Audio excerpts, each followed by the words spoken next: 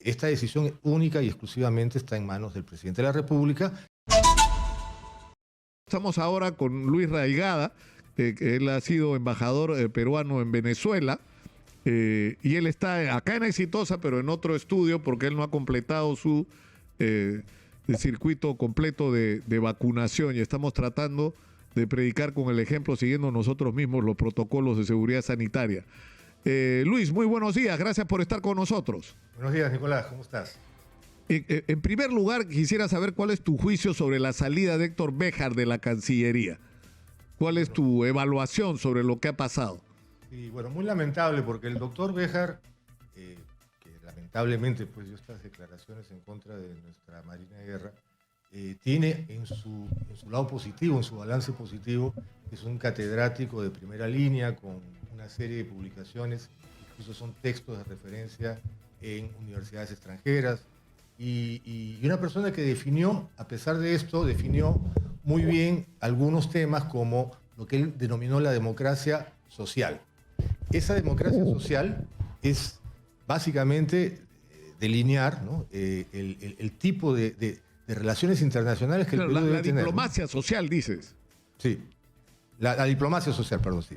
La diplomacia social. Entonces, él delineó ciertas cosas que yo creo que deben ser continuadas porque son parte de la filosofía, parte de la ideología del gobierno del presidente Castillo, ¿no?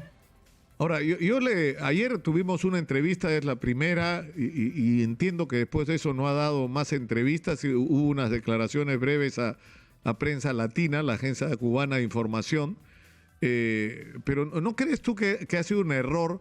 Porque él es muy crítico al papel de los llamados grandes medios, pero muchas de las cosas que dijo ayer, te soy sincero, hasta a mí me sorprendieron sobre su propia historia personal, yo no las conocía al detalle. Es decir, por ejemplo, yo pensé que él sí había participado de alguna manera en la muerte de la familia Carrillo, resulta que no, y él dice hubo 5 años de investigación en un proceso ante una corte marcial, donde la pena máxima era la pena de muerte, es decir, se lo encontraban culpable, lo fusilaban, y la conclusión fue que no se pudo acreditar que había participado en ningún asesinato, entonces fue sentenciado por la pertenencia a una organización subversiva, ¿no? Correcto. Sí, y esto también forma parte... Por ejemplo, yo no sabía eso, ¿no? Claro. Y esto forma parte, me parece, de uno de los puntos que deberían reforzarse en el actual gobierno, que es la estrategia y política comunicacional, que creo que tiene que mejorarse para evitar justamente este tipo de cosas. Claro, además, su referencia al terrorismo y la Marina que ha irritado tanto, porque la gente... Es decir, lo que dice, ¿qué cosa está diciendo Béjar? Que la Marina fue la que empezó los atentados de Sendero Luminoso, más el agregado de que en algún momento dijo que la CIA estaba detrás de Sendero, entonces que en realidad Sendero fue un invento de la CIA, o sea, sí, bueno.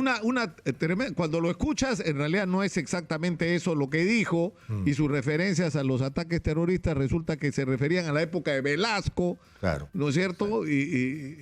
Sí, pero estrategia en fin, comunicacional, claro, y que fue el problema es aprovechada que nadie se enteró hasta ayer, ¿no? Sí, pues. Hasta ayer de muchas de las cosas que él realmente pensaba.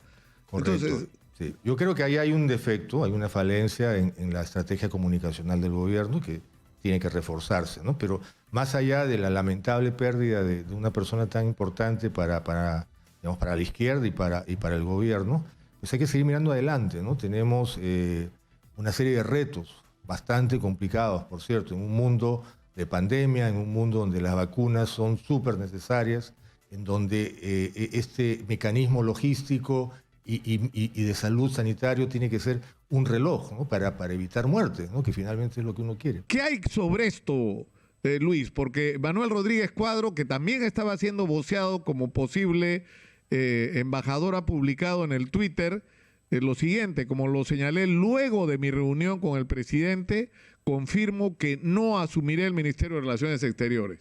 Es lo que ha publicado el día de hoy, hace unos minutos, a las 9:20 de la mañana, Manuel Rodríguez Cuadros. ¿Luis Raigada va a ser el nuevo canciller? Bueno, que yo sepa, no. Yo creo, a ver, esto es bien importante señalar, porque la Cancillería peruana es una institución muy querida, bicentenaria de nuestro país, que hay que tratarla con el respeto y la admiración del caso. y está constituida por profesionales que además son buenos patriotas, grandes patriotas, que están preparados para darle el consejo necesario al presidente de la República. Entonces, en este caso yo creo que el ex canciller Manuel Rodríguez Cuadros se ha convertido en una especie de asesor hacia el presidente para poder nutrirlo, ¿no?, de los datos necesarios para que él pueda tomar una decisión. Esta decisión única y exclusivamente está en manos del presidente de la República y seguramente pues, que esté conversada con el premier. Claro, ahora, el problema es que, es decir, lo que no tendría que ocurrir es un sesgo político, digamos, ¿no? Que lamentablemente es el que ha habido en el manejo. Por ejemplo, porque acá hay dos temas, ¿no? Para empezar por lo que ha sido más espinoso y cercano, que es el tema del tratamiento de la crisis en Venezuela. Sí. Nosotros hemos sido hasta hace poco promotores del Grupo de Lima, Sí. que era un grupo que tenía como, digamos, objetivo el apoyar y aportar el proceso para que del desconocimiento de Nicolás Maduro como presidente de Venezuela, Sí. y su salida del gobierno y su reemplazo por el de Juan Guaidó. Digamos, esa ha sido nuestra estrategia. Ahora, las cosas han cambiado en Venezuela Claro. en el último fin de semana de una manera dramática y sorprendentemente con el respaldo de los Estados Unidos. Es decir, representantes de Maduro y de Guaidó se han sentado en una mesa para abrir una posibilidad de diálogo, para un entendimiento, para que haya elecciones aceptadas por todos en Venezuela y que cambie la situación no solo política, sino económica, porque se levantarían las sanciones, ¿no? Claro. Sí, que es el objetivo, ¿no?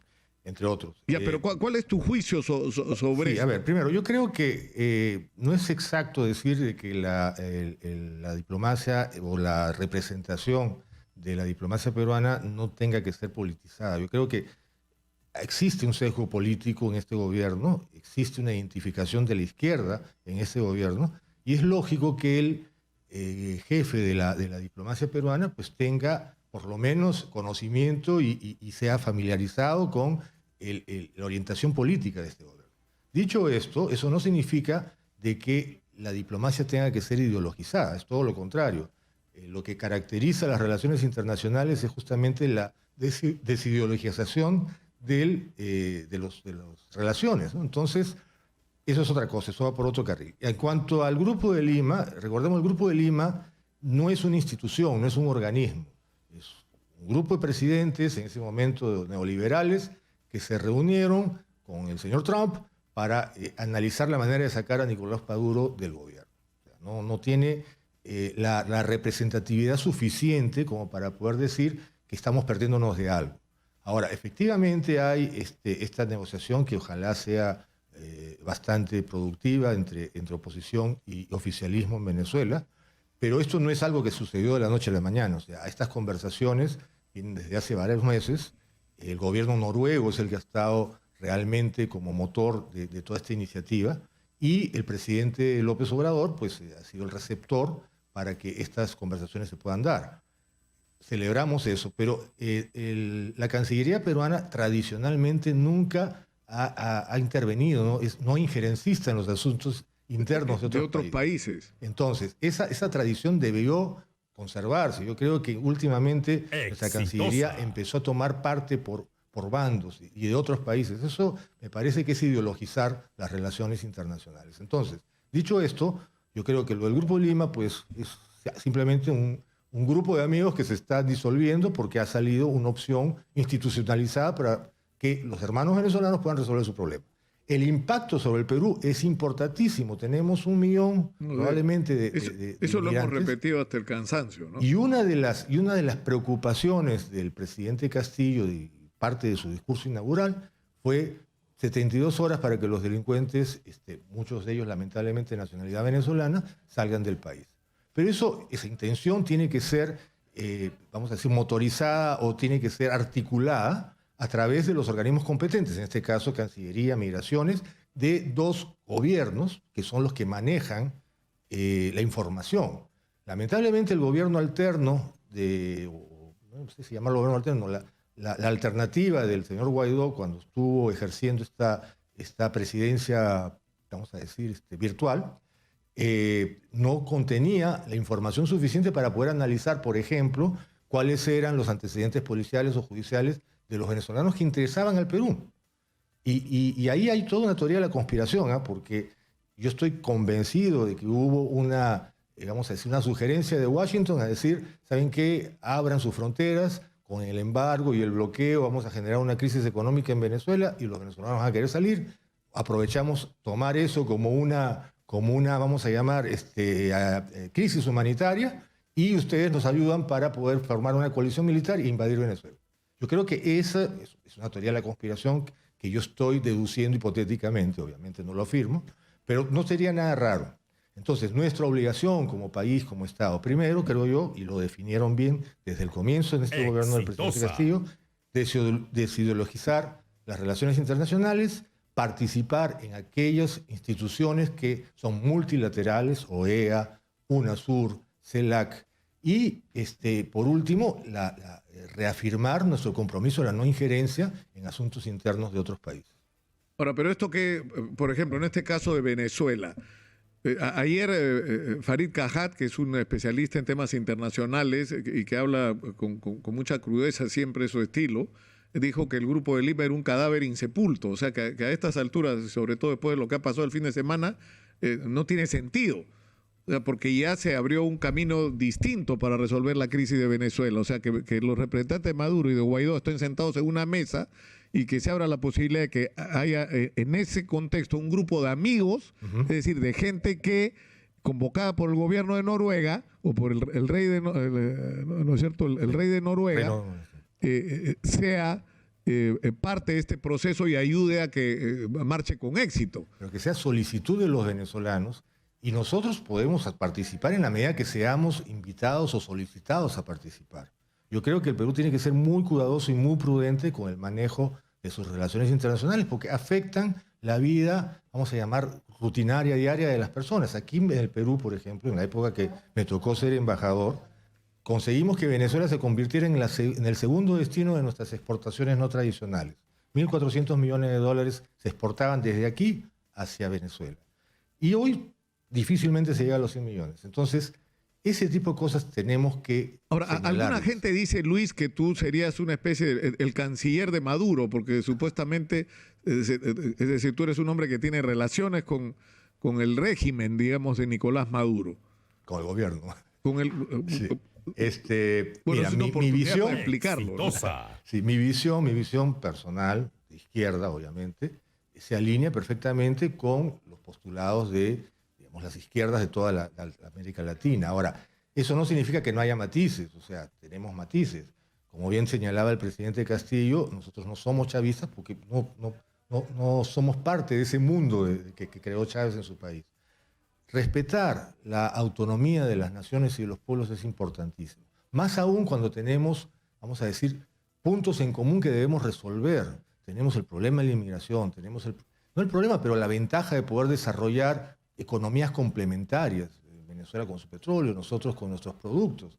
Ese tipo de interacción en los, vamos a llamar, foros internacionales acreditados, o sea, no grupos que se forman así temporalmente. Hablamos de CELAC, hablamos de UNASUR, hablamos de OEA incluso, Mercosur. Son mecanismos institucionales que debemos ser parte activa, proactiva. Ahora, y la relación con Estados Unidos, a mí una de las cosas que más me sorprendió de la entrevista ayer con Héctor Béjar, que está, digamos, asociada a lo que fue su discurso inaugural como canciller, que muy poca gente ha leído o escuchado, y que en realidad es una pieza de política diplomática, digamos, correcta, ¿no? Y él llamó la atención sobre un hecho que es cierto, ¿no? Él lo que decía es, esto está sintonizado con la política exterior de Biden. El señor Biden está proponiendo como política internacional más o menos lo que nosotros estamos diciendo. O sea, lo que él pensaba que había que hacer, ¿no? Claro, lo ideal es poder justamente en el concierto de las naciones vivir sin conflictos. Ya nosotros tenemos suficientes conflictos internos y hemos sufrido de la violencia de esos conflictos internos para estar promoviéndola de otra forma, ¿no? O sea, yo creo que tenemos que ser muy prudentes. La Cancillería peruana tiene a los profesionales adecuados para conseguir las metas. Necesitamos una buena dirección, una buena cabeza que organice toda esta fuerza y que ponga las pautas. El mundo es de todos. O sea, muchas veces vemos al planeta Tierra como una gran nave espacial donde todos estamos viajando. Entonces, llegar a, por ejemplo, a mí me encantaría ver el día de mañana la Latinoamérica nuestra o la América del Sur, como lo soñaron Bolívar, San Martín, tal como es la Unión Europea, ¿no? Donde tú puedes cruzar una frontera y no te diste cuenta. ¿Qué es si lo la que dice cruzaste? López Obrador, ¿no? Exacto. López Obrador dice que hay y esa que... es la tendencia, ¿no? esa es la tendencia. Y el ex canciller Béjar lo tenía clarísimo también. Como buen humanista, pues está. Yo creo que el mundo tiene que irse a la paz. Tenemos este problema terrible de la pandemia, donde se están muriendo Ahora, millones de personas. para hablar de la pandemia, Sí. y una vez más, porque lo dije antes de la pausa, Óscar Ugarte ha dicho que la principal responsabilidad en este momento de conseguir vacunas pasa por la Cancillería, porque los embajadores son nuestro principal instrumento para negociar con los laboratorios, conseguir contratos, lograr acuerdos, establecer contactos, y que en esta tarea el canciller es clave. El canciller es clave. Y que eso debe ser prioridad uno, antes que cualquier otra, es el tema de las vacunas. Sí, yo en eso comparto la opinión del doctor Ugarte en el sentido de que nuestra Cancillería puede activar todos estos mecanismos. Normalmente cuando a mí me tocó ser embajador, yo trabajé mucho de la mano con el Ministerio de Comercio Exterior y con PROMPERÚ, ¿no? De tal forma de que uno, entre un grupo de profesionales adecuados, podemos y debemos hacerlo, porque aquí estamos hablando de vidas humanas, ¿no? O sea, ya no es simplemente te doy un producto y recibo un dinero por esto. Estamos hablando de gente que se puede morir. Entonces, la efectividad, el tener la organización logística adecuada, comercial adecuada, es básica y nuestra Cancillería tiene los mecanismos. Simplemente hay que saber ponerlos en acción, ¿no? Ahora, el presidente Castillo ha dicho que tenemos varias personas que es necesario oírlas, tenemos que ver cómo nos insertamos en el mundo. Esto no pasa por una sola persona, nadie está descartado, en la tarde debe salir un nombre. Así es. Luis, ¿tú te has reunido con el presidente Castillo? No, yo creo que hubo cierta, vamos a decir, confusión porque coincidencialmente yo vine al Perú por un tema familiar y sucedían pues los acontecimientos de la renuncia del canciller Béjar, ¿no? Yo, como saben, pues he sido candidato al partido Perú Libre, tengo muy buena relación con el doctor Cerrón, que es el presidente del partido, y al mismo tiempo conozco pues a los diferentes políticos del Perú, ¿no? Y creo que todos al final tenemos la misma intención, es el bien del Perú. Entonces creo que ya no es una cuestión de nombres para mí, yo creo que es una cuestión de actitudes y de ganas de hacer las cosas bien, ¿no? Y confío que tanto la oposición peruana como nuestro propio gobierno, como lo decía el economista que estuviste entrevistando previamente, Javier Zúñiga. Realmente me impactó porque el mensaje es ese. Queremos una economía sólida, tenemos que darle tranquilidad al país. Y eso no está sucediendo. Ahora, tanto en el frente externo como en el interno. Ahora, ¿qué piensas tú, Luis, de la moción esta que se está presentando para declarar persona no grata a Evo Morales? No, eso es realmente una cosa, pero ridícula, me parece. El expresidente Evo Morales llevó con mucho éxito muchos cambios importantes en su país. Hoy ya no es una figura pública, pero ya no es un miembro de ningún gobierno, etc. Él viene invitado por diferentes organizaciones peruanas para escuchar su experiencia. Es como que cualquier otra organización brasilera, alemana, inglesa o americana vinieran representantes a compartir sus experiencias. Yo creo que yo le tengo un gran respeto al presidente Evo Morales, al cual conocí personalmente, y me parece que es absolutamente ridículo, en un momento en que nuestras prioridades son otras, estar señalando al expresidente. Pero, en todo caso, lo que sí podría ser motivo de preocupación es que intervenga en la política interna de alguna manera, ¿no? Dios mío, ese es otro tema. Y recordemos lo que hizo Leopoldo López en plena campaña electoral, ¿no? Y recordemos que el gobierno venezolano del presidente Maduro nunca se expresó sobre la campaña electoral. Ahí están las dos caras de la moneda. Entonces yo creo que lo que es bueno para el pavo es bueno para la pava, ¿no? O sea, hay que ser balanceados, hay que ser razonables. Y eso no está sucediendo, me parece. Claro, el problema es que hay una teoría conspirativa con respecto a que la victoria electoral del profesor Castillo en realidad es una gran operación maquinada por Vladimir Cerrón en contacto con Evo Morales, Nicolás Maduro, para instaurar una dictadura en el Perú que se quede indefinidamente, y para eso se quiere cambiar la Constitución, para imponer un régimen comunista en el Perú, ¿no? Más allá y acabar con la democracia. No, eso es una falacia total. Y expropiar las empresas y expulsar a la inversión extranjera. No, yo creo que realmente la paranoia de esa clase política que está viendo ese tipo de fantasmas deja mucho que desear, ¿no? O sea, son personas que no son razonables.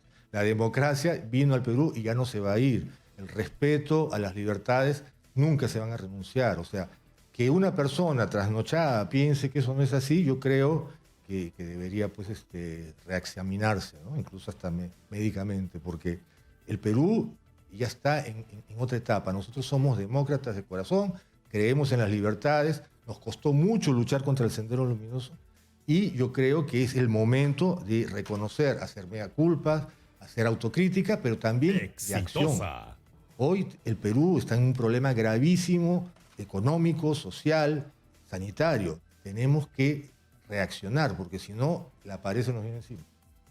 Ahora, el problema es que hay como una visión en alguna gente que hace un signo igual entre cualquier postura izquierda con Sendero Luminoso. Sí, o sea, si tú eres de izquierda, eres sospechoso de ser senderista, ¿no? Y lo que pasa o proterrorista. Yo creo que en nuestros libros de educación cívica deberíamos haber sido más enfáticos en cuanto a la enseñanza de lo que son las ideologías políticas. O sea, como en todo, hay matices. Hay los extremos de un lado y los extremos del otro. Yo creo que el Perú comenzó a sentirse como corriéndose hacia el centro.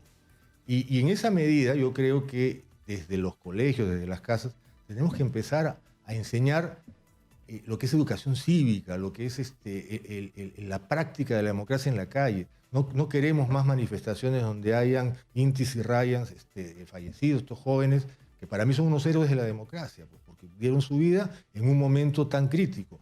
Y un poco para completar la idea, yo creo que el Perú no va a dar vuelta atrás hacia cualquier modelo que nos lleve a figuras de facto o a figuras en donde la democracia y la libertad estén amenazadas, ¿no? Una última pregunta, Luis. ¿Tú crees que en el contexto del acuerdo, a mí me llamó mucho esto la atención? Es decir, yo miraba sinceramente con escepticismo los esfuerzos del grupo de contacto para producir esta reunión que finalmente ocurrió el viernes. Pero me llamó la atención Leopoldo López, a quien yo entrevisté, cuando vino a apoyar, porque vino a apoyar la campaña de Keiko Fujimori abiertamente, ¿no? Y él me dijo de que sí estaban trabajando por esta reunión. Sí, por eso te decía, tiene varios meses. Y habló de esa posibilidad y realmente me sacó el cuadro, porque en realidad ya estaban en otra agenda, es decir, nosotros estábamos en otra cosa. Hay una concientización, yo creo, de los políticos en Venezuela, y me alegro por eso, de que finalmente con las medidas que tan injustas de embargo y incluso congelamiento de cuentas en el exterior, etcétera, quienes se afectan son los ciudadanos comunes y corrientes. Entonces, esto no es un tema ideológico, esto es un tema vamos a llamarlo, de democracia. Hay que practicarla en la realidad. Cero embargos, cero tipo de coacción y sentarse a dialogar. Ellos quieren un país mejor, pero que sea entre ellos. Nosotros no podemos intervenir si es que no nos lo piden. Ahora, lo que me llama la atención, y quería terminar con esto, es que el memorando de entendimiento que se ha firmado en México el viernes pasado, el viernes 13, sí. Está firmado por Jorge Jesús Rodríguez Gómez, que es un notable dirigente de Venezuela, que firma a nombre del gobierno de la República Bolivariana de Venezuela. Sí. Y Gerardo Blight Pérez firma a nombre de la Plataforma Unitaria de Venezuela. Sí. Es decir, la sola suscripción en esos términos de esta declaración implica un reconocimiento del gobierno de Nicolás Maduro. Exacto, ¿no? Esto es algo sobre lo que no se ha llamado la atención, porque además el memorándum comienza diciendo que esta reunión se hace bajo el amparo de la Constitución de la República Bolivariana de Venezuela, es decir... Es un reconocimiento de que es un gobierno constitucional. Claro, entonces, ¿esto qué implica en términos prácticos? ¿O qué podría implicar para el Perú? ¿Que vamos a restablecer la relación diplomática, vamos a nombrar embajador en Venezuela? Yo creo que deberíamos hacerlo. Y debería ser muy pronto. Y debería ser mutuo además, ¿o no? Ese es el mecanismo. O sea, ya de por sí las relaciones consulares existen, tanto en el Perú en Venezuela como de Venezuela en el Perú. Exitosa. Los consulados están ahí, la información de los ciudadanos que salen, inmigran, llegan, está ahí. Lo que se ha, digamos, quebrantado o roto es el reconocimiento del gobierno, que en este caso el Perú reconoció pues, a este señor Guaidó. Pero lo concreto, y gracias a ese documento, y muy bien señalado por ti, entendemos que ahora ya hay un reconocimiento de la otra parte que el gobierno constitucional es el del señor Nicolás Maduro. Bueno, así no lo consideres constitucional, el gobierno real, digamos, ¿no? Porque lo que tienes que partir es de realidades. Realpolitik. Ya, pero te puede no gustar, te puede parecer que está ahí de una manera como, pero está, digamos, y es real y con él tienes que negociar cualquier acuerdo, ¿no? Es legítimo, o sea... ahí vas a entrar en un pleito. Sí, yo sé, porque también lo estamos sufriendo aquí, ¿no? Lo estamos sufriendo aquí. Decir legítimo o no, pero lo que es cierto es que está ahí, ¿no es cierto? Sí. Y que si quieres lograr alguna salida sensata a la situación de Venezuela, tienes que sentarte con quien tiene efectivamente el poder en ese país, que es Nicolás Maduro. Más allá de... El gobierno existe, está ahí. Lo que ustedes, bueno, hay países que no reconocían, otros que sí. En el caso del Perú, las relaciones consulares nunca se rompieron. Fueron las nivel de embajadores. Y eso, obviamente, yo diría, tiene que ser muy rápido ahora, porque los problemas de la agenda común están ahí, son calientes. O sea, tenemos problemas de migración, tenemos problemas de que nuestro comercio mutuo ha sido bastante golpeado. Y hay una serie de cosas que yo creo que la complementariedad económica entre todos nuestros países en la región se tiene que potenciar. Luis, te agradezco mucho por estar con nosotros esta mañana aquí. Gracias a ti, Nicolás. Ha sido muy gentil.